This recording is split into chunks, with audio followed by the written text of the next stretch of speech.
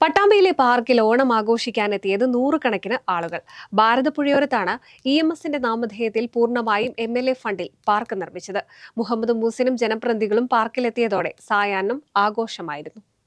കുട്ടികൾ മുതൽ പ്രായമായവർ വരെ സായാഹ്നം ചിലവഴിക്കാൻ പാർക്കിലേക്ക് ഒഴുകിയെത്തി. കുടുംബമായും കൂട്ടുകാരുമായും ഒക്കെയാണ് ആളുകൾ എത്തിയത്.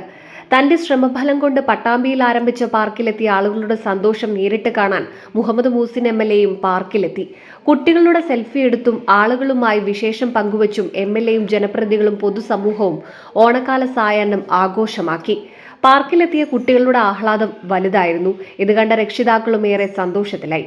ഇതുവരെ ഇത്തരത്തിൽ ആഘോഷവേളകൾ ഉല്ലസിക്കാൻ പട്ടാമ്പിക്കാർ ആശ്രയിച്ചിരുന്നത് തൃത്താല വെള്ളിയാങ്കല്ലിനെയും ഷൊർണൂർ ഭാരതപ്പുഴയെയും ഒക്കെ ആയിരുന്നു. EMS പാർക്ക് യാഥാർത്ഥ്യമായതിൽ വലിയ സന്തോഷത്തിലാണ് പട്ടാമ്പിക്കാർ.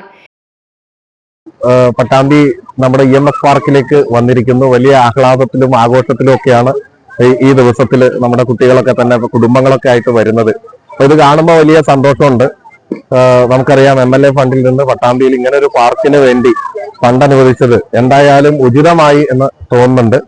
NCV news Thrithala.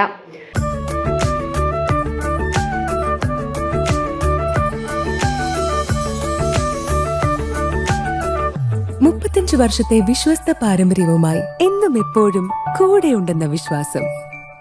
Basit wedding mall, Basith arcade, Poonkottukulam, Tirur.